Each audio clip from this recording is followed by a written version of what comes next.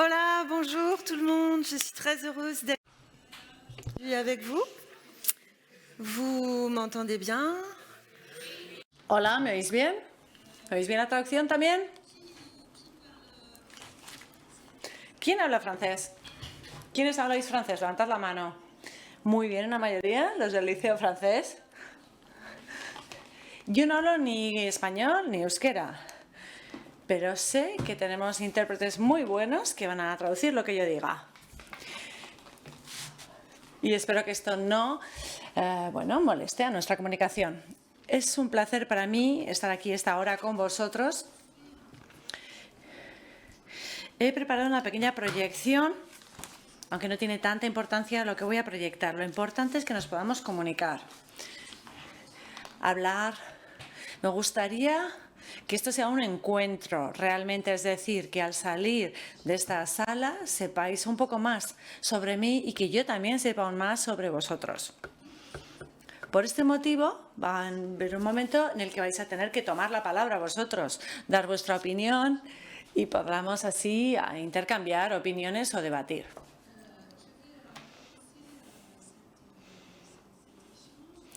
Voy a empezar este encuentro, hablando del tema que hoy nos reúne. Yo soy escritora, yo escribo para adolescentes, niños y jóvenes adultos y viejos adultos también.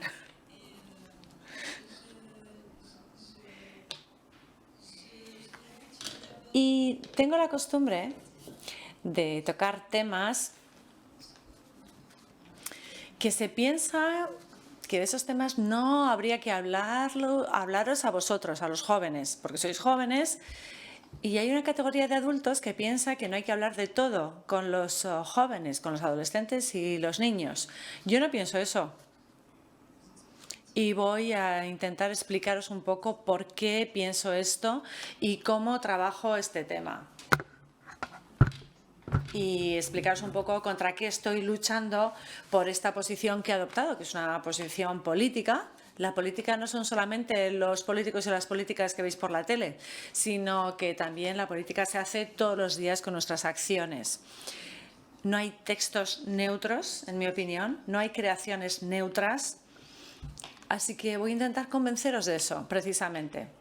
¿A los jóvenes lectores se les puede decir cualquier cosa? ¿Contar cualquier cosa? Sí. Voy a empezar diciéndoos que yo soy francesa. Así que, aquí está el Capitán América. Algunos quizás lo conocéis. ¿Y por qué he puesto aquí el Capitán América en esta imagen? Bueno, pues porque, como quizás ya sabéis, Francia fue liberada por los americanos durante la Segunda Guerra Mundial.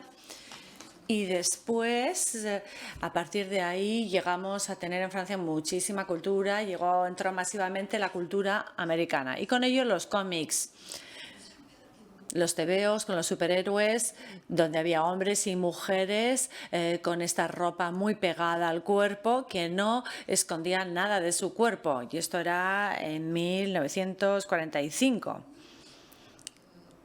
Lo cual generó un pánico total entre la Liga Católica Francesa, que eran los que distribuían hasta entonces solamente los tebeos para niños o los libros para niños. Decían, ¿pero esto qué es? Donde vemos estos cuerpos con esa ropa tan pegada, que era como cuerpos casi desnudos para esa época, y genera un gran pánico. Y entonces se crea en Francia la ley del 16 de julio de 1949, que crea una comisión de supervisión de las publicaciones para los jóvenes. Y entonces, en esta comisión de supervisión, gente muy seria son los primeros que se encargan de supervisar las publicaciones periódicas que iban para niños o jóvenes. Y luego también empiezan a estudiar las novelas que hacia finales de 1980. Creo que fue en el 87 cuando estudiaron la primera novela, esta comisión. No sé si hay algo similar en España. Sí, me dicen por aquí que sí. Entonces, en nuestros países existen estas comisiones de supervisión de las publicaciones que van destinadas a vosotros. ¿Por qué? ¿Por qué pensáis vosotros que tenemos que crear una comisión para supervisar las publicaciones que van destinadas a vosotros? ¿Tenéis alguna idea al respecto? Nadie. Sois tímidos, ¿eh?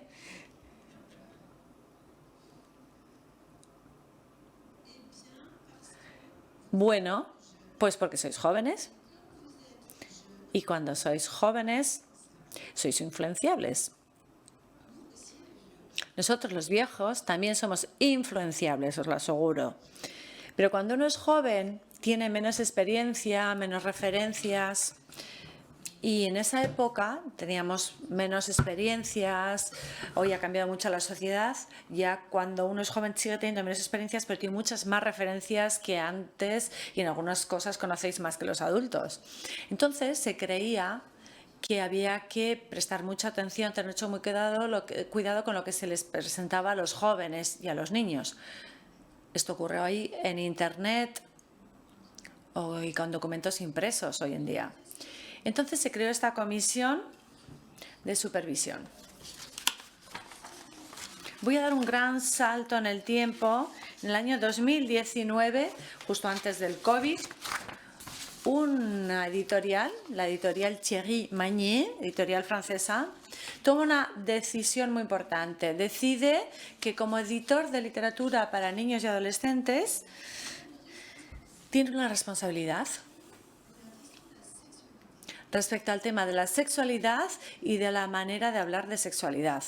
Entonces, Thierry Magnier crea una colección en su editorial que se llama El Ardor, l'Ardeur,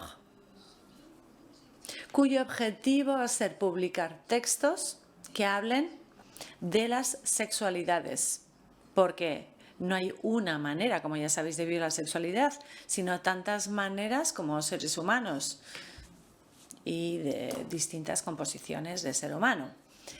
Y entonces Thierry Magnier hace esta reflexión y dice, vamos a ver, hoy en día yo hago textos, libros, dibujos, obras para adolescentes, vale.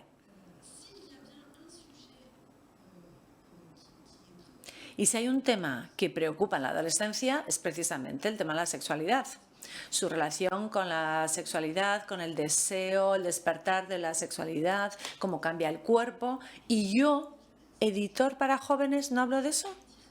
¿No digo nada al respecto?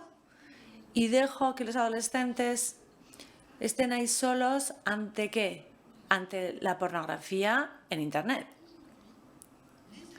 Hoy en día los adolescentes solamente tienen la pornografía en Internet como referencia explícita sobre la sexualidad. Y luego algunas conversaciones con organizaciones, con médicos adultos que van a hablar más bien del aspecto como médico, preventivo, de seguridad, temas de embarazos, enfermedades, de consentimiento, de abusos sexuales, que evidentemente también hay que tratar con los adolescentes. ¿Pero dónde está el placer? ¿Dónde está la sexualidad divertida, fruto que genera placer? Entonces este editor dijo, bueno, pues yo voy a intentar algo. Voy a lanzar una colección y voy a pedir a escritores y escritoras que escriban sobre las sexualidades. Así que estos dos recuadros que veis en la diapositiva es lo que él escribió. Primero puso estas advertencias que ponía no se lean si tienes menos de 15 años y entonces se avisa que algunas escenas pueden ser muy explícitas y que podrían dañar su sensibilidad. A izquierda tenemos la primera versión y como es un poco malicioso, Thierry Magnier luego pone las otras. Esto podría dañar la sensibilidad de los jóvenes o no. ¿Y por qué? Porque sabe que veis mucho más y sabéis mucho más de lo que decís. Pero hacéis una lectura de la sexualidad, desgraciadamente, que es un poco, bajo un punto de vista un poco unívoco, que es el de la pornografía. Y realmente es un contrapoder para luchar contra la pornografía que da solo una versión, y por eso él, Thierry Magnier, crea esa otra colección. En las dos, en naranja os lo cuento, mientras aprovecha a beber, advertencia, algunas imágenes explícitas pueden dañar la sensibilidad de los más jóvenes, y en la otra es donde dice pueden dañar o no, en la de verde, ¿vale? Así que este editor hace una acción que es política. Decide que no vamos a dejar que los adolescentes estén solos frente a la pornografía, sino que vamos a proponerles otras cosas. Y luego el verano pasado en Francia se produjo algo muy novedoso. Nunca nos había ocurrido hasta ahora. En esta colección se publica un libro que se llama Bien trop petit, de Manu Cos. Bien trop petit quiere decir realmente muy pequeñito. Es un chaval de vuestra edad más o menos y que un día en el vestuario donde van a hacer deportes, hay alguien que le hace un comentario, esto ya ha ocurrido, ¿no? Seguro que se ha ocurrido a alguno, alguien le hace un comentario sobre el tamaño de su sexo, ¿no? Lo típico, ¿no? Del tamaño del sexo de los chicos. Y entonces este chico es también un gamer que juega a vídeos por internet, en línea, y ahí hay un chat. Y ahí conoce a alguien ese chat, empiezan a seducirse y empiezan a escribir textos. Él empieza a escribir textos para esta persona, textos eróticos. Pero los primeros textos eróticos que escribe son bastante como groseros, demasiado basados en el porno. Y eso realmente no llega como debería llegar a la otra persona. Entonces, poco a poco, a través de este chat, esta joven empieza a educar a este chico a que sea un poco más sutil en su manera de ver el erotismo. Así que es un chico que pasa de tener una visión única de la sexualidad, que es la que había conseguido a través de ver porno, que es lo único que conoce, a algo mucho más sutil gracias a esta manera de la chica, de su cita, de irle como de una manera paciente y con cariño, ir mostrándole otra sexualidad. Me parecía muy divertido, realmente me pareció una idea muy buena. Y luego, en julio, al editor le llama un periodista y le dice: ¿qué le parece la noticia de que se haya censurado Bien trop petit, este libro? Y dice: ¿pero qué dices? ¿Qué censura? ¿De qué me hablas? El Ministerio de Interior, precisamente, Gérald Darmanin, ¿no?, había hecho un decreto, se había sacado como una especie de ley, de decisión, de texto, donde prohibía la lectura a los menores de 18 años de este libro. Les prohibía leer este libro. ¿Por qué? Porque esta famosa comisión que antes hemos comentado, esta comisión de vigilancia de las publicaciones para los jóvenes, leyó esta parte, este primer texto que era como muy poco sutil, un poco pornográfico, un poco grosero, que había mandado este chaval a su novieta y que era malísimo, muy grosero, sin interés. La comisión solo leyó eso, no lo metió dentro de un contexto más amplio y entonces lo prohibió, le dijo al editor que estaba prohibido a los menores de 18 años y se lo mandó a todos los libreros de Francia, que no se lo pudieran vender a gente de menos de 18 años. Al editor esto le mosqueó mucho porque no le habían avisado, el ministerio no le había avisado. Y luego, claro, cuando hay un libro así, hay que quitar todos de la venta, hay que volverlos a imprimir poniendo en las tapas otra cosa. Y claro, es un coste enorme para una editorial. Y para nosotros, los escritores, para jóvenes, y yo sobre todo, que especialmente quiero de buena gana abordar estos temas llamados difíciles, entre comillas, para adolescentes y jóvenes, pues a mí realmente es como, pero vamos a ver, es como darte un bofetón en toda la cara, ¿no? Realmente no se puede escribir lo que uno quiere. No estamos incitando a nadie al odio, no son temas ni antisemitas, ni racistas, ni proguerra, ni nada. No, estamos hablando solo de la manera en la que los jóvenes viven su sexualidad. Sexualidad que es uno de los temas de la vida y de la adolescencia, ¿no? No vamos a engañarnos. Esto es un evento, entonces, que fue importante para nosotros, para los que trabajamos en el mundo de la literatura francesa para jóvenes.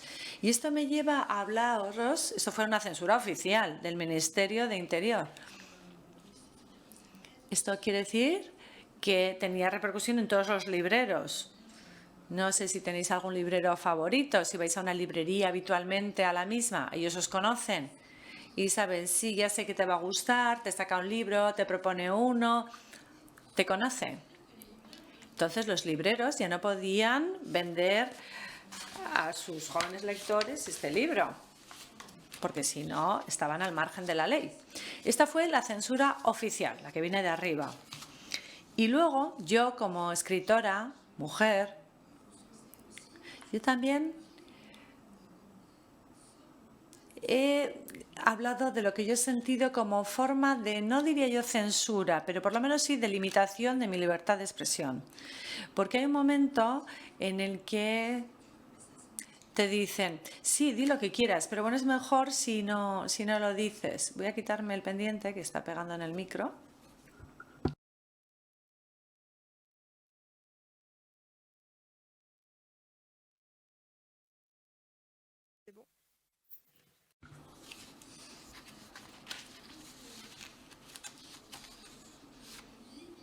Así que hay unas formas de limitar la libertad de expresión.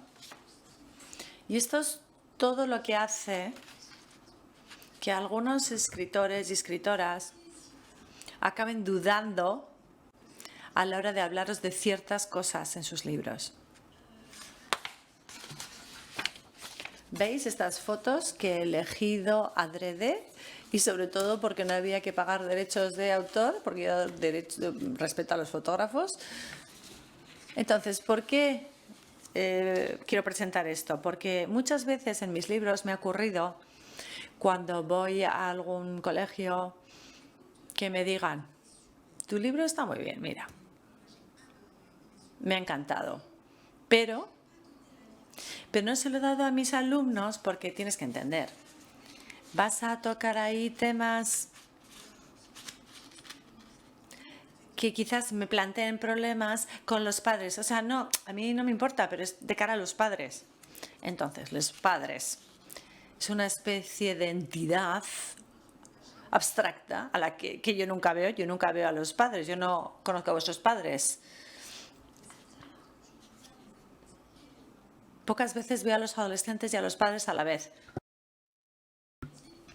Entonces, yo digo, quiero hablar de homosexualidad, de sexualidad, del coma, del sexo, de las enfermedades. Para mí no es un problema. Pero parece que los padres, si se habla de esto a los niños, a los chavales, entonces luego pues se van a enfadar conmigo. Y fui a un liceo de Francia y me dijeron, vamos a hacer una jornada de puertas abiertas, va a haber padres, y nos gustaría que vengas a dar una conferencia, una charla. ¿Va a haber padres? Y a mí eso me interesó. Y entonces no voy a hacer una lectura, sino que voy a pasar tiempo con los padres para hablar con ellos y saber si eso les plantea un problema realmente. Es decir, que hablemos de sexualidad a sus hijos. Porque yo he escrito un libro en esta colección que se llama L'Ardeur, el ardor, y que se llama Queen Kong y que se ha traducido de momento a danés. Si alguno habla danés, pues está traducido a danés y a euskera. Así que hablamos con los padres.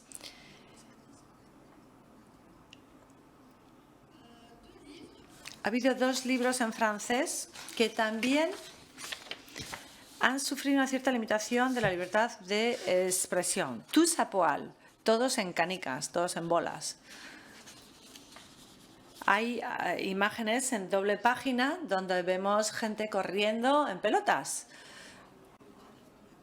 Vemos a la señora del bar, la profesora, el ejecutivo de una empresa, el conductor del autobús, el papá de Mateo, etc. Todos van corriendo, van todos en pelotillas, incluso va un perro también en pelotillas. Entonces, todo el mundo corre para irse a bañar al mar. Y finalmente todo el mundo en la última página es como de súper divertida, todo el mundo bañándose en el mar. Y resulta que hace 10 años un político francés sacó en la televisión este libro diciendo: esto es lo que les dan a leer a nuestros chavales en el cole. ¿No os dais cuenta que eso es inadmisible? Mirar, y empieza a mostrar en las páginas en la televisión. Eso nos hizo tener muchísima audiencia, algo que si no hubiera tenido el libro, y escandalizó a todo el mundo. ¿Y por qué esto qué te hacía pensar? Pues ¿qué? ¿Que la gente van a bañarse desnudos al océano, al mar? Pues sí, libremente, divirtiéndose sin que nadie les obligue. Es una forma de presión política muy importante y no va contra el libro, lo hace para él darse importancia. Es un tema de estrategia política, sobre temas que ahora no quiero entrar. Pero se utiliza el libro para promover ideas. Luego en Alma, Le vent se lève, se levanta el viento. Es un libro donde Timothée Flambel cuenta la vida de una niña que nace esclava, una niña negra que nace como esclava. Todos los libros de Timothée Flambel tienen mucho éxito, pero por primera vez su editor americano se niega a traducir este libro. Y se niega a traducirlo porque dice: voy a tener problema con la comunidad afroamericana, porque tú eres blanco y estás contando la vida de una joven esclava negra. Ahí vemos otro tipo de limitación de la libertad de expresión, que consiste en decir quién está legitimizado para, como escritor o escritora, abordar un tema. O sea, ¿quién tiene derecho a hablar de un tema? Y esto realmente nos chocó mucho, porque el gran placer de un escritor precisamente es inventar, sobre todo de alguien que escribe novelas, e inventar la vida de alguien. Si no, no es divertido. Si solamente os cuente la vida de una mujer francesa de 56 años, pues igual os aburre si solo os cuento mis historias. Por eso cuando alguien escribe novelas, lo que hace es inventarse personajes muy distintos, con distintas edades. Te puedes convertir en un pájaro, un dragón, un viejo o un niño de 4 años. Esa es la fuerza que tiene precisamente el imaginario, la imaginación. Y de repente nos dicen: pues sí, pero claro, hay cosas que tú no puedes contar, hay en ciertas pieles en las que tú no te puedes meter, hay ciertos personajes en los que tú no te puedes meter. Así que vimos este tema y nos hizo plantearnos muchas preguntas. Si cojo un tema difícil, por ejemplo, yo soy francesa, si mañana yo decido describir la vida de una joven vasca española, ¿la comunidad vasca española va a aceptar que yo, que no soy vasca, que soy francesa, hable de su comunidad? No sé si así lo entendéis bien. Esta es la cuestión de la legitimidad, de quién tiene derecho a tocar un tema. Y entonces, precisamente, creo que es muy importante y muy interesante esa legitimidad que tenemos los que escribimos novelas para crear novelas y meternos en los personajes o los cuerpos que queramos. Aquí tenéis a J.K. Rowling, seguramente la conocéis, la autora de Harry Potter.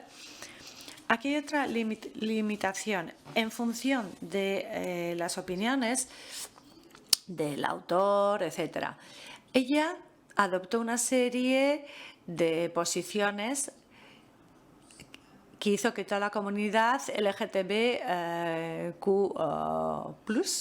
más consideró que había perdido credibilidad como escritora por sus posiciones transfóbicas. Así que otra limitación es algo de lo que quizás ya habéis oído hablar o habéis hablado vosotros, es de si podemos separar la obra del autor. Constantemente hay Louis Ferdinand Céline, un escritor francés que realmente es buenísimo escribiendo, pero a veces como persona, luego él a título personal ha defendido posturas antisemitas muy encendidas. Entonces, ahí está, ¿no?, este tema. A veces la posición del autor puede hacer que pierda crédito su obra. Y luego puede haber también presiones individuales. Es decir, por ejemplo, en París hubo un momento en el que la gente encontró un libro que se llamaba El diccionario loco del cuerpo, de Cathy Coupry, y aquí se presentaban imágenes del cuerpo, desnudo, por supuesto,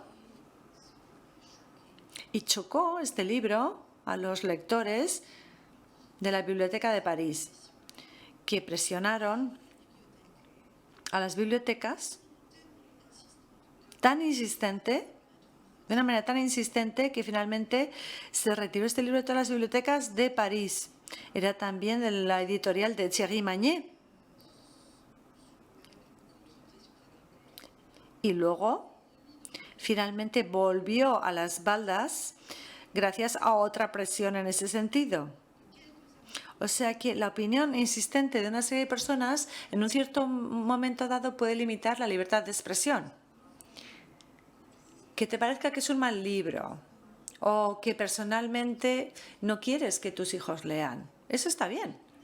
Pero que decidamos que nadie del mundo deba leer este libro, para mí ahí se plantea este interrogante.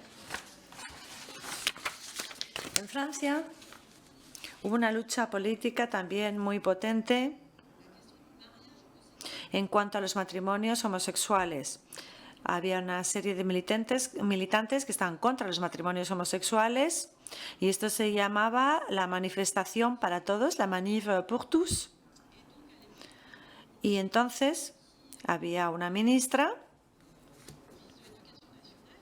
de Educación Nacional que propuso el ABCD de la igualdad, una serie de libros que hablaba del tema de las relaciones entre chicos y chicas.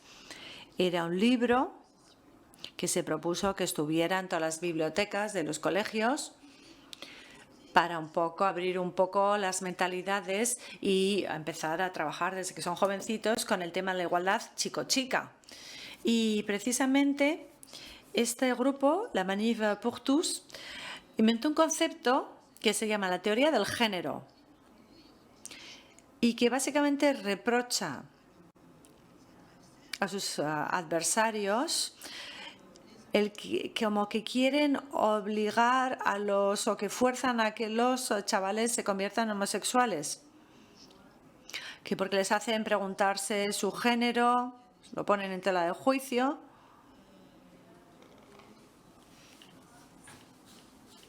Hay gente que nace en el cuerpo equivocado y lo que hace luego es una transición, no es por placer o por provocar. Cuando realmente sabes todo lo que les ocurre por lo que pasan, evidentemente es algo que ocurre. Entonces hubo una fuerza ahí militante muy conservadora que se empeñó en meterse con ciertos libros. Aquí tenemos este libro que veis ahí, donde un niño se despierta en el cuerpo de una niña y viceversa, y durante un día viven un día de la otra manera. Y entonces te das cuenta de qué quiere decir esto. Y luego, on a chopé la puberté, nos hemos cargado la pubertad, y aquí son las redes sociales a través de las redes sociales, donde se ejerció mucha acción política.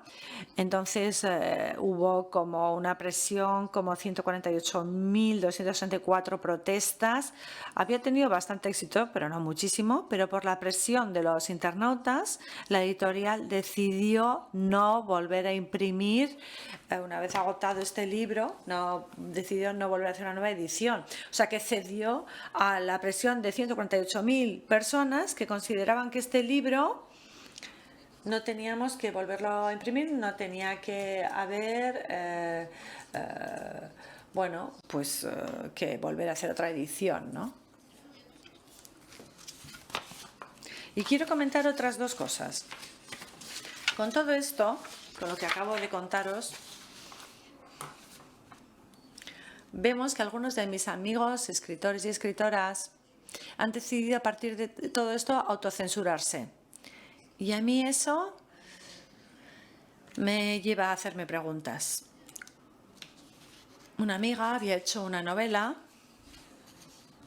Una chica tenía un accidente, caía en coma, cuando sale del coma había perdido la memoria, estaba amnésica. Y entonces, para reconquistar a esta chica, el chico del que estaban enamorados, empieza a escribirle todo lo que habían vivido juntos antes de su accidente. Y entre las letras de todo lo que había ocurrido, entre las cartas de todo lo que habían vivido juntos, hay una escena muy bonita de que habían hecho el amor en mitad del campo. Y esta autora, Jessie Bagueda, me dice: todo el rato me hablan de la página, no me acuerdo cuál es, pero imaginaos, 143. Y cuando el libro se agotó y había que hacer una nueva edición, pidió a su editor: voy a reescribir de una manera más suave, menos explícita esta página, para que no le hablaran todo el rato de esa página precisa.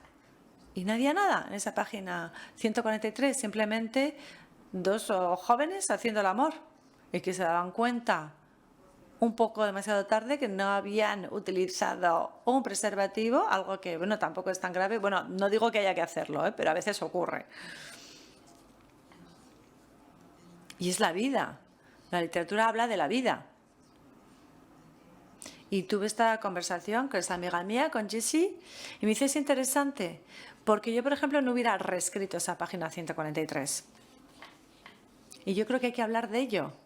Y por lo tanto hicimos una conferencia sobre ello en noviembre pasado, precisamente sobre este tema. ¿Nos autocensuramos? ¿Limitamos nuestra expresión? ¿Sí o no? ¿Y hasta dónde? ¿Y hay que hacerlo?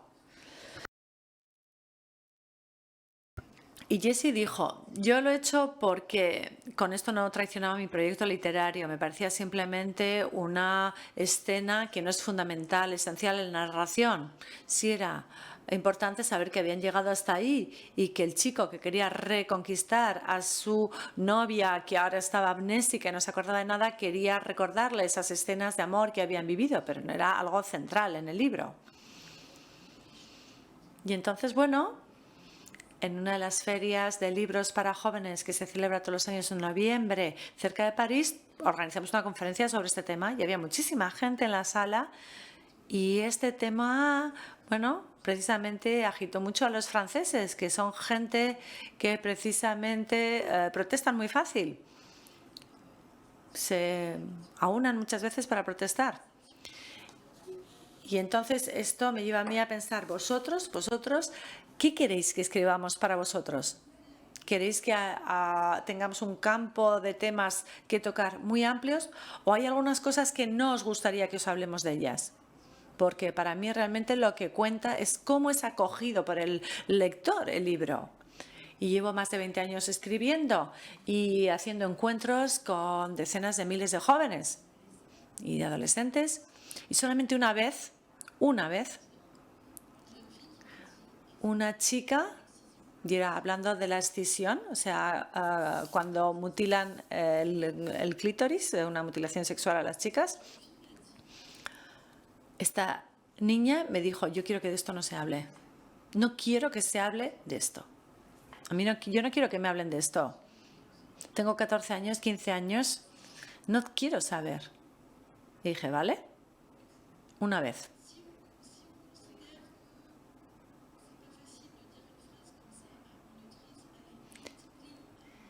No es fácil decir esto a un escritor. Multiplicar esto por 10, el número de gentes que están ahí protestando. Y si ahora lo multiplicamos por 100, un 1% de los lectores adolescentes son los que se atreven a decir a un escritor, no quiero que se hable de esto. Aún así, creo que hay una mayoría de jóvenes que quieren que les hablen de temas difíciles. El tema no es de qué hablamos, sino cómo hablamos de las cosas. Porque yo de lo que hablo es de literatura. Yo no hago documentales, yo no hago textos informativos sobre la escisión, el coma, las sectas. Yo no soy periodista o investigadora ni socióloga. Yo soy escritora. Entonces yo genero ficciones y hago literatura.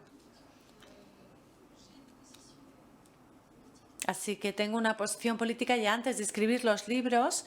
Yo antes era animadora para adolescentes en los barrios más difíciles de los alrededores de París. Trabajaba con jóvenes adolescentes que eran muy difíciles y que estaban sufriendo mucho. Así que conozco muy bien la adolescencia. Mi idea no es como chocar a la gente, sí un poco molestar. Molestar sí que me gusta un poco, alterar un poco. Mi idea es escribir textos que hablen de la vida. Ahora bien, la vida no espera que seáis mayores de edad para poneros a prueba. No espera que tengáis pelillos en las axilas para poneros ante ciertas experiencias. Hay muchos jóvenes o niños o adolescentes que viven cosas muy duras como duelos, etcétera. Creo que si en nuestra trayectoria de vida no tenemos textos en los que apoyarnos,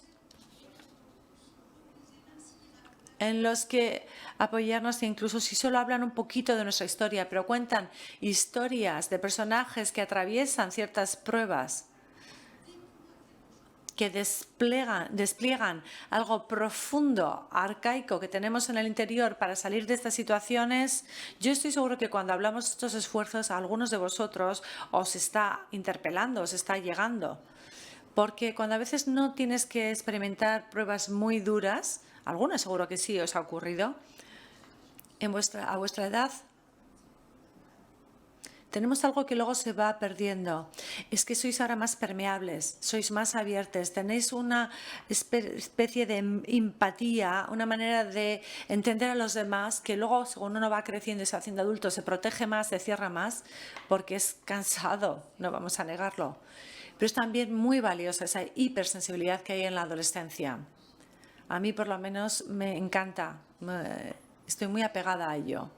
Y yo me he reunido con miles de jóvenes para saber qué vivís y cómo. Y a veces en qué soledad lo vivís. Y yo considero que la literatura, y para mí fue así, la literatura es un recurso fantástico. Porque te permite que digas, yo estoy viviendo como una joven que me dijo la semana pasada, por ejemplo, en un taller de escritura, me dijo, yo vivo con un padre alcohólico en casa. Pero es un gran placer leer la historia de esta pequeña esclava de Alma del siglo XVI. No tiene nada que ver con mi vida, pero veo que es otro joven que está también sufriendo en su vida, que se siente sola. Y de hecho hay algunos investigadores muy serios que han hecho estudios donde se ha demostrado que los jóvenes que leen tienen una cualidad muy desarrollada. ¿Sabéis cuál? La empatía. Es decir, la capacidad de ponerte en la piel del otro, en el lugar del otro. Porque cuando estás leyendo, te identificas con un personaje y constantemente estás empatizando, te pones en la piel del personaje, estás viviendo su vida. No sé cuántos de vosotros tenéis realmente esta suerte de apasionarse por un libro. ¿A quién le ha encantado un libro? ¿Quién ha leído un libro que ha adorado, que le ha encantado? Levantad la mano. Levantar bien la mano para que lo vean. Como una tercera parte de vosotros. Vale. Tenemos la suerte de tenemos aquí entre nosotros como una tercera parte de la sala que sois muy empáticos. El mundo está salvado. Es decir, te pones en el lugar del otro, sientes lo que el otro siente. Y eso no se logra solo con la lectura, pero la lectura lo desarrolla mucho.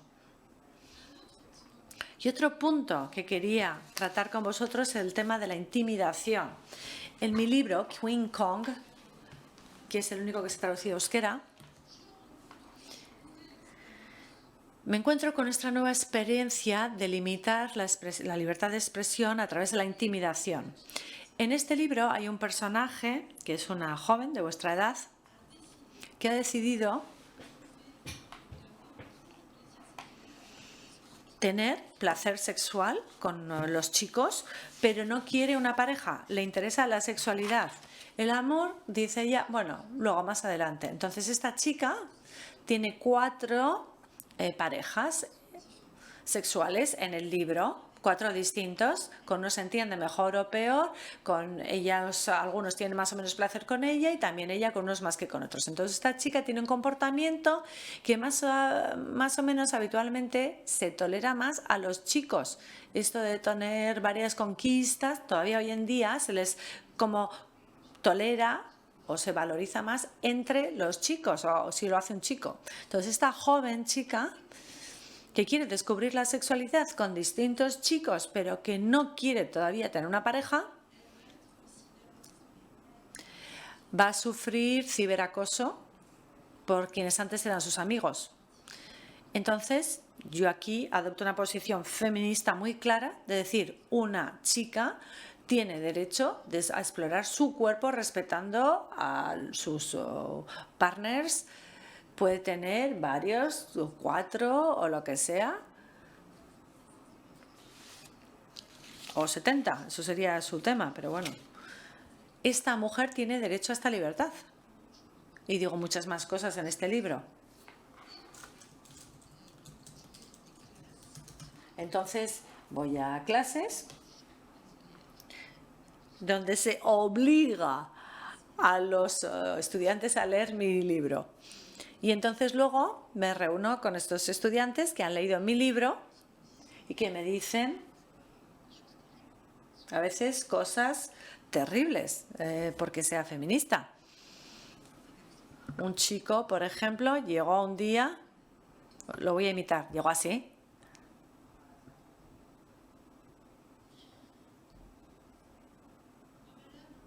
Yo, señora, yo soy misógino. Muy bien. Pues vamos a hablar de ello. Entonces, bueno, así con este chico tuvimos un debate, fue fantástico, porque hemos acabado riéndonos un montón. Y acabó dándose cuenta que no era tan misógino, porque adoraba a su madre, a su abuela, a sus hermanas, que había muchas mujeres que adoraba y que al fin y al cabo yo era alguien interesante porque escribía libros, etcétera. A esto también, bueno, hizo mucho reír y llegó mucho a sus colegas de clase, pero también me amenazaron de muerte. Porque un chico de 16 años consideró que yo no podía escribir sobre la libertad sexual de las chicas. Y en un texto me amenazó de muerte. Esto es la intimidación, esto es limitar la libertad de expresión. Y luego hay otra forma de censura que no se refiere tanto a mi literatura o que escriben mis colegas, sino que habla de lo que vosotros podéis escribir. He hecho muchos talleres de escritura. Y en uno de estos talleres de escritura propuse a los jóvenes que escribieran un texto o que pensaran sobre lo que era lo más importante para ellos. la cosa, la persona, el lugar más importante o el animal más importante para ellos. Algo que para ellos, sobre algo que para ellos fuera muy, muy importante.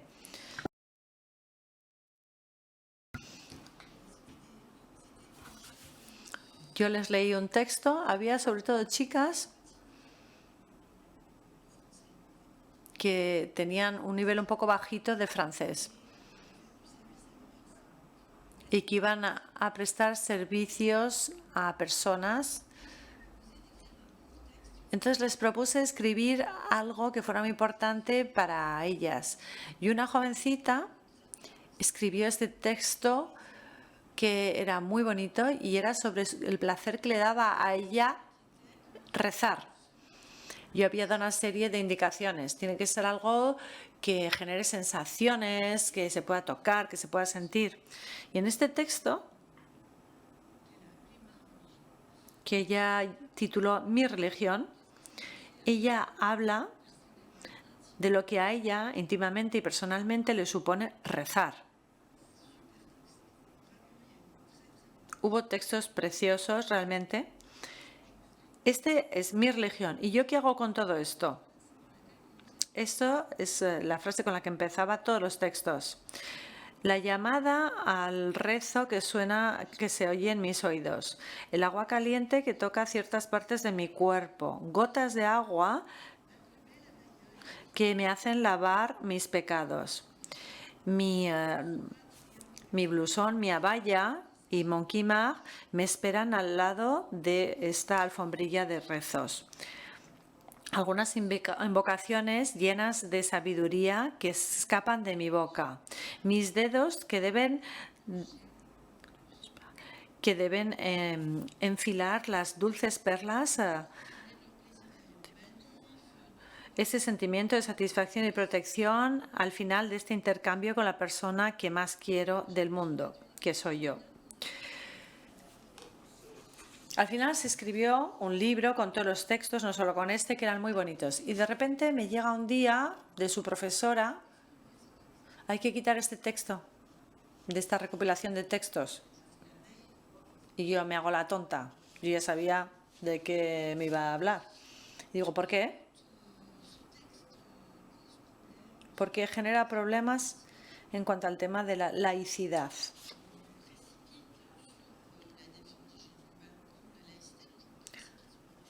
Entonces miro la definición de la laicidad y veo que no es lo antirreligioso. Un estado laico es donde la gente que tiene una religión la puede practicar.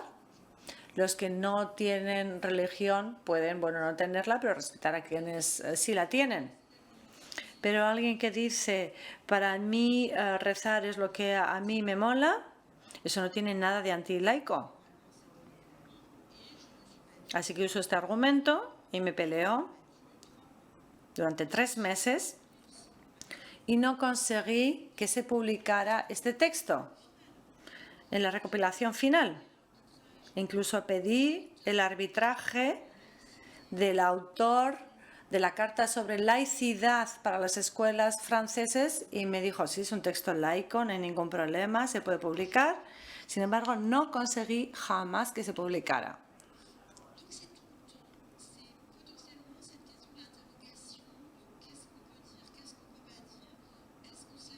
Entonces aquí te planteas qué se puede decir, qué no se puede decir. Aceptamos reducir las expresiones. ¿Hasta dónde nos llega esto? ¿Esto qué genera en nuestras sociedades? Como les he dicho en mis libros, yo decidí esto inmediatamente. No es por provocar, por querer sobresaltar a la gente, etcétera. No, es porque yo soy así. Yo creo que mi identidad profunda es poder hablar de cosas, incluidas las muy difíciles. Aquí tenemos 4 ejemplos de libros. Queen Kong, de esta chica que busca su placer, explora su placer. Luego el otro es Rompedor de soledades, Casser de solitude, donde se habla de la escisión. Y otra novela que me generó muchos problemas, de la separación de unos padres, de la narradora, y el padre se va a vivir con otro hombre. Esto ocurre. Yo conozco a un amigo que salió del armario cuando ya tenía 3 hijos. Y yo ya había escrito la novela antes, pero ocurren estas cosas. Y Trop de chance, demasiada suerte,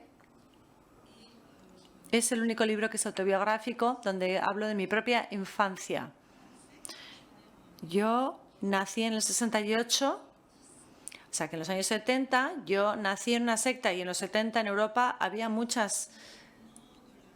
auge de todo esto del desarrollo personal, la espiritualidad, y mis padres en esa época entraron en una secta. Y yo nací en una secta y eso se comió mis primeros 20 años de vida.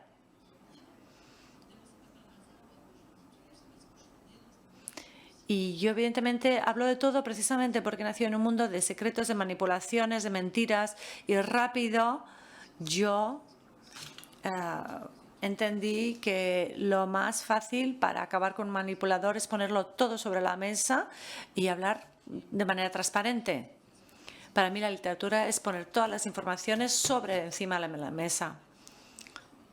Tenía todos los libros que quería a mi disposición, aunque estuviera en esta secta, y tuve acceso a muchísimas obras de arte también. O sea, que no me cortaron el acceso ni al arte ni a la literatura, y eso es lo que me salvó. Así que creo que la literatura es una manera de poner toda la información sobre la mesa, ser transparente, hablar de la vida de manera transparente. Siempre hay un libro sobre algo, hay libros sobre todo. Incluso hay varios libros sobre cada tema. Por eso hay varias miradas que son posibles, hay varias maneras de ver las cosas. Y eso es lo que genera la riqueza de la humanidad. Voy a ir más allá. Antes hablaba de la empatía. Estamos en un momento de muchos conflictos internacionales. Eso es lo que genera la paz, la capacidad de saber que puede haber opiniones distintas a la mía. Hay un tipo, como este chaval que os digo, llegó y dijo: soy misógino, señora. Si eres mi enemigo, eres mi adversario ideológico, pero no eres mi enemigo. Vamos a hablar tú y yo. No sé si alguien va a ganar, pero vamos a intentar llegar a un punto de encuentro. Y luego, gros dodo, que quiere decir como el gran sueño, o sea, la gran dormida. Esto es lo que puede ocurrir a niños de 9 y 2 años cuando su madre tiene un accidente de coche y hay un periodo en el que están esperando a ver si sale del coma. Entonces, a estos niños, ¿cómo se les habla de ella y cómo lo viven? Y aquí yo hablo del gran poder del imaginario, de la imaginación. Y voy a acabar aquí para poder hablar con vosotros, para que nos quede tiempo para preguntas. Nos quedan como 10 minutos o 7 minutos. Y estaría bien que ahora iniciáramos un diálogo, si queréis. Ya sé que no es fácil. Siempre lo más difícil es la primera pregunta. Y luego ya veréis cómo todos se os ocurren más. ¿Quién es el o la valiente que me va a hacer la primera pregunta?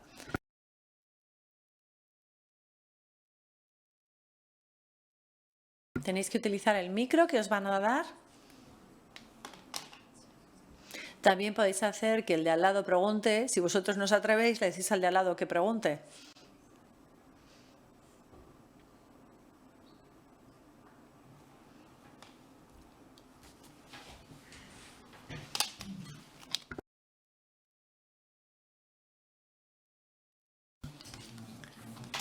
Soy Mario. Ha hablado usted, ha dicho que ha tratado a chavales de los barrios más marginales. ¿Nos puedes contar algo que haya ocurrido, que te haya impactado trabajando con chavales de estos barrios difíciles? Si voy a hablar de un conflicto, bueno, no personal, pero voy a hablar de Kofi, que era un chaval que medía 1,90 Yo soy pequeñita, bajita, así que a mí me parecía enorme. Y Kofi robaba. Era un ladrón, robaba.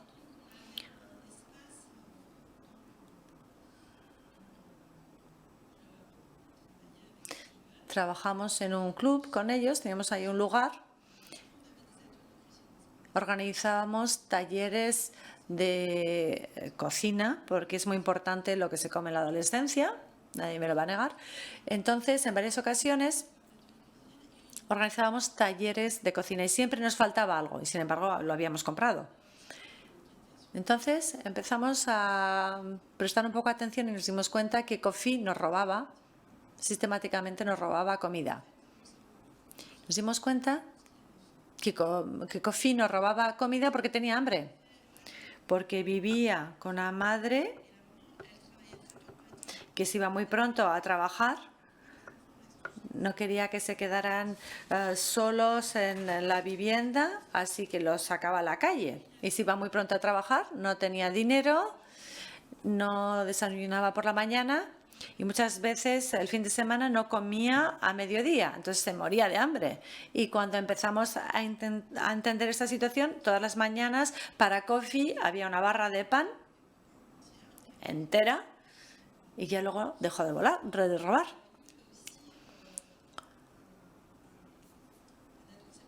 También había un adolescente que se llamaba Rani, que ha hecho de todo. Pegó a alguien, insultó a alguien, escupió a adultos, rompió coches, robaba. Cuando yo estaba conduciendo el minibús, tiró del volante. Cuando estabais con él, sí, delante de nosotros hizo todo eso, sin problema. Así que Rani nos volvía locos. Y cuando yo le miraba, al final tenía como la impresión que delante de su cara, cuando le miraba, ya veía los barrotes de la cárcel. Es que este no va a salir adelante. Y un día, de hecho, desapareció, ya no venía. Y preguntamos a los demás, ¿sabéis qué ocurre? ¿Dónde está? Nadie decía nada, nadie quería decir nada. Pensamos, vale, se ha metido en drogas, estará trapicheando o algo, no sé. Desapareció Rani. 2 años después, Rani vuelve. Y tenía una hermanita de 4 años de la mano, Asisa. Rani, hombre, ¿cómo así por aquí? Y dice, he venido a daros las gracias porque acabo de sacar mi bachiller y si no llega a ser por este club para adolescentes, ya sé dónde estaría yo hoy en día. Yo jamás hubiera pensado que habíamos conseguido que los mensajes le llegaran a Rani. Y sin embargo, fue así. Y a partir de ese día, yo dije, jamás voy a hacer que desespere un adolescente. A un adulto sí, pero a un adolescente nunca. ¿Con qué edad aprobó el bachiller? Tuvo con 18. Muchas gracias. Así era la vida en los barrios difíciles. ¿De dónde encuentras la inspiración para escribir las novelas? Bueno, la inspiración, dice Hélène, es un concepto del que no me fío mucho, el tema de la inspiración. Porque la gente que quiere escribir, yo decía antes que organizo muchos talleres de escritura. Creo que la inspiración sería como algo que te cae así como de arriba, como una ducha de ideas. Y para mí no es así. Si queremos escribir, te pones en la mesa de trabajo y escribes y ya vas a ver qué te sale. No es como que de repente te iluminas, te viene una iluminación y el texto así surge y va a ser maravilloso. No. Es como un escultor. Un escultor tiene un trozo de madera delante, va a coger un cincel, una macita y va a intentar sacar una forma de ese trozo de madera o de piedra. Y el escritor lo que tiene es el idioma y de ahí tiene que sacar, tiene que hacer que emerja algo de este idioma con los dedos a través del teclado También la escritura es algo físico. Pensamos que es una actividad solo intelectual, pero no.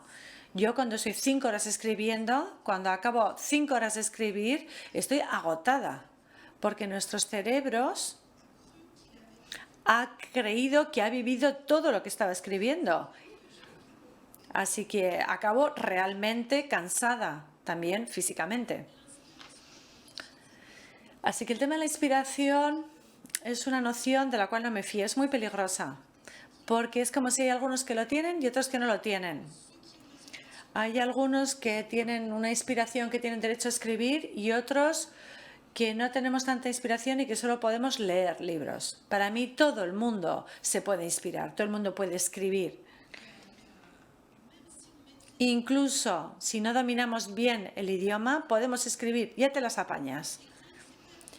Escribir no es una inspiración, es una necesidad, casi física. No es algo que te viene del exterior y que te atraviesa. No es algo que tú tienes dentro y que estás obligado a sacar como puedas. Así que las ideas te llegan casi como si son pequeñas gotitas de polvo que materializan lo que tú piensas. Realmente es el deseo de escribir lo importante, la voluntad de alzar tu voz y decir lo que tienes que decir. Y una vez que estás ahí conectada, metida ahí, realmente las historias van saliendo. Te las vas apañando para ir creando historias. No hay que esperar.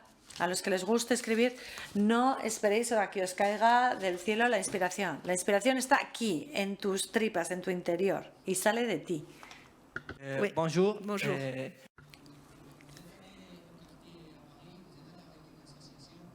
Cuando estabas en los barrios difíciles de París, ¿trabajabas con una asociación? Trabajaba Iselén para una asociación. ¿Sigues en contacto con ellos? Sí, de otra manera, contesta Hélène. Sí, porque organizo muchos talleres de escritura en los liceos profesionales de Francia, o sea, donde los que van a hacer formación profesional, los que quieren aprender un oficio. Normalmente algo manual, al que tienes luego a una profesión acceso sin hacer estudios muy largos.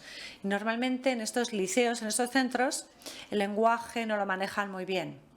Y por eso el taller para mí es muy importante, porque uno domina bien el idioma, lees con facilidad, te expresas fácilmente. Cuando no tienes miedo de hablar ante la gente, es fácil, pero cuando tú no tienes eso en ti, tienes cosas que decir, tienes ira en tu interior o maravillas que no puedes compartir fácil con los otros, ahí es donde realmente hay que ir con un taller de escritura. Y sigo en contacto con esta gente, pero de otra manera, no ya como animadora de estos talleres, sino como artista, para decirles, dale, habla, cuenta lo que tienes que decir, saca lo que tienes dentro, porque necesitamos oír tu voz. Y os lo digo también a vosotros, pensad en una cosa. En la historia del universo, en toda la historia del universo, solamente va a haber un ejemplar de cada uno de nosotros. Solo va a haber un ejemplar de cada uno de nosotros. ¿Qué hacemos con esa posibilidad, con esa oportunidad que nos brinda el universo? ¿En qué momento levantamos nuestra voz? Mostramos nuestra singularidad a los demás. Y eso es lo que yo me mato a decir en estos talleres. Venga, habla con las palabras que tienes, puedes decir lo que piensas, puedes hacer cosas. Y precisamente a veces me dicen, es que no estoy inspirado, no tengo ideas. No, no tienes ideas, pero tienes ira, tienes peleas internas, deseas cosas, tienes sueños, lamentas algo.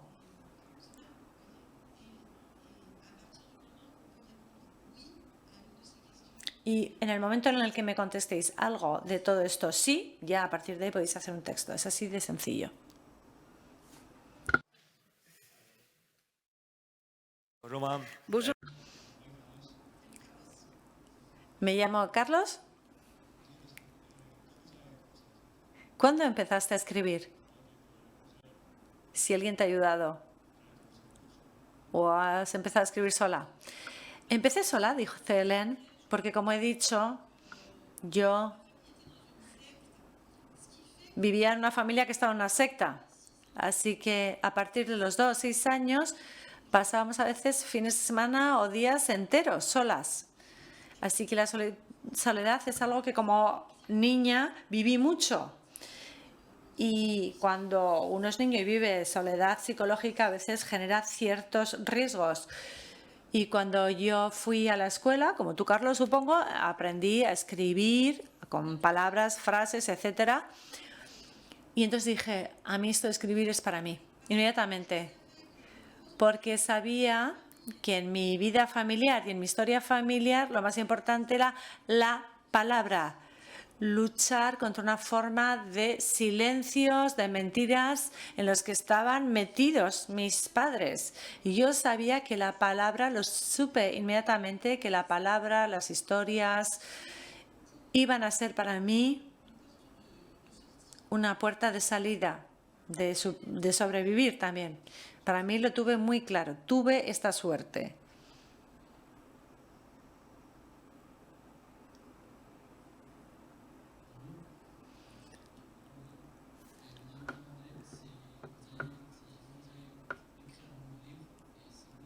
¿Vas a escribir un nuevo libro? ¿Y sobre qué temas? Si es así. Sí, estoy acabando un libro. Allá hay una chica que todos los días coge el tren para ir al liceo. Y se sienta en el mismo asiento todas las mañanas. Y un día llega y se encuentra ahí una carta con su nombre, Paula, metido en un sobre. Y en esa carta hay en ese sobre hay una carta anónima de alguien que quiere conocerla.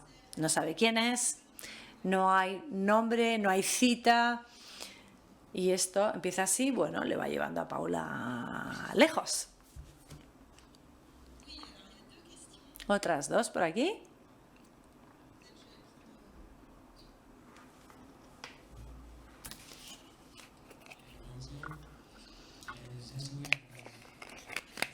Soy Anas. ¿Cuántos libros has escrito? 19. Creo que he roto el auricular, dice Helen.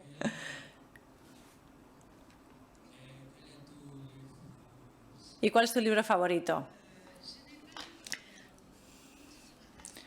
No sé, Anas, no sé cómo decir. Cada libro es como cuando uno va a pasear los pasos. Si no doy un paso, no puedo dar el paso siguiente. Así que cada libro es necesario escribirlo y cada libro me enseña algo. Luego hay libros que han sido fáciles de escribir. Uno que escribí en 5 días, por ejemplo, que salió solo, muy fácil. Y hay otros que he pasado 3 años para escribirlos.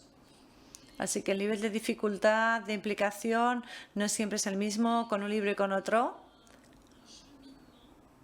Pero es como un camino que tengo que ir siguiendo. Y cuando voy paseando, cada paso es importante. Y no puedo decir que prefiero dar 4 páginas o 4 pasos que sean los preferidos. Todos forman parte de este paseo. En general me suelen preguntar, ¿cuál es tu no sé qué preferido? Tu escritor, tu libro, tu color preferido. También mis nietos me dicen, ¿cuál es tu pastel favorito? Y yo, Anas, lo que me gusta de la vida es que hay muchas cosas. Me gusta lo plural, la diversidad. Cuando solo hay una cosa que uno prefiere, eso no me gusta mucho. ¿Hay otra pregunta, no? Por ahí atrás. ¿La próxima novela, cuándo se publica? ¿En agosto o septiembre? No tengo todavía la fecha, pero estamos en ello.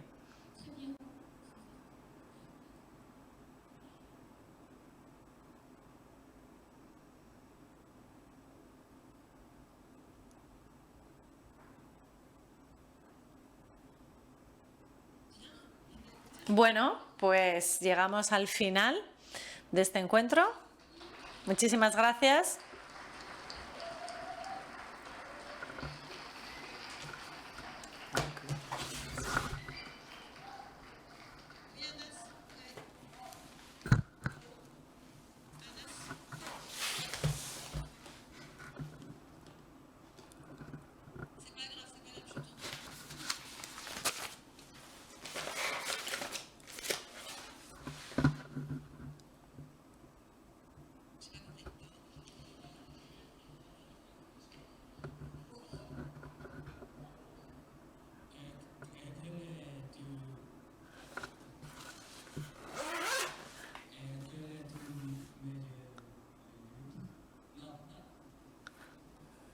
Decirle que puede hablar en castellano, los que tenéis auriculares.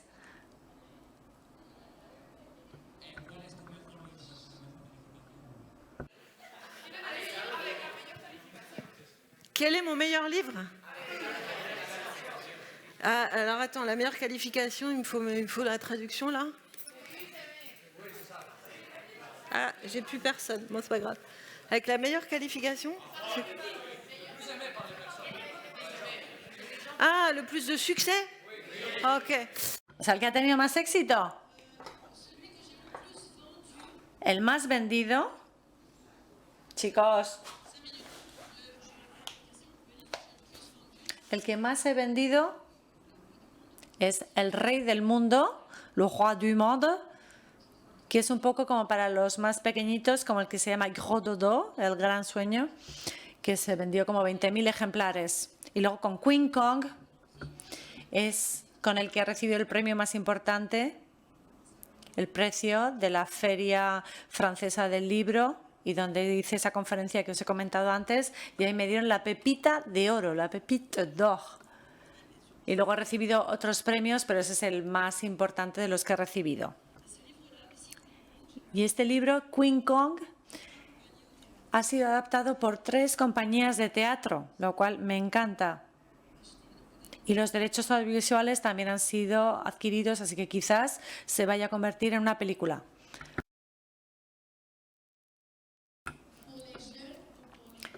¿Escribe para los jóvenes o los adultos? Yo escribo para todo el mundo, dice Hélène.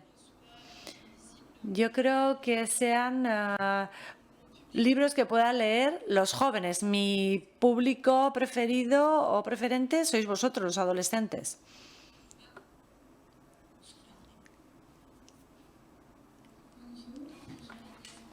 Me llamo Jasmine.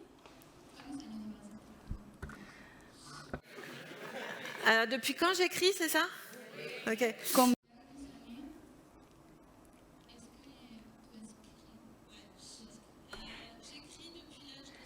Desde que tenía 16 años, desde que era una chavalita.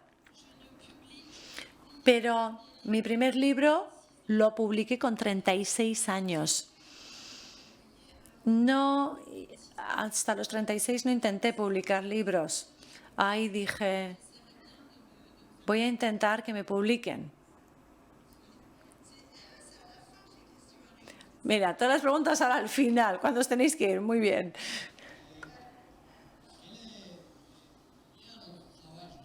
Supongo que tenías otro trabajo antes de los 36. ¿Sigues con ese otro trabajo, además de escribir? Bueno, he tenido varios trabajos, dice Hélène. Normalmente estaba en el ámbito de los asuntos sociales. Trabajaba en barrios difíciles de París. He sido hasta profesora de ping-pong y no sé jugar al ping-pong, y esto es verídico. He sido secretaria, vendedora en una librería.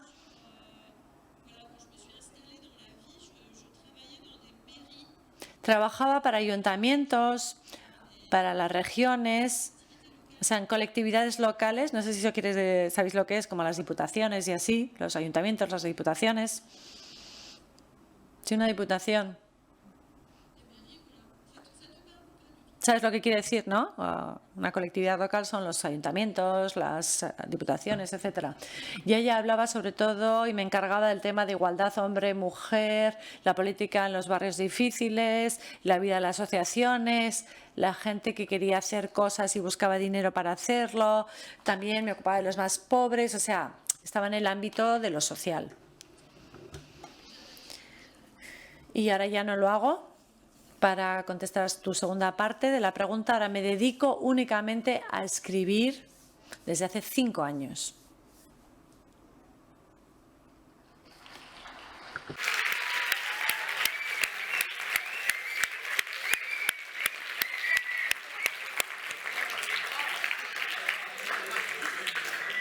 Merci beaucoup. Muchísimas gracias por vuestra atención, gracias por haber venido y por haber hecho preguntas y además en francés.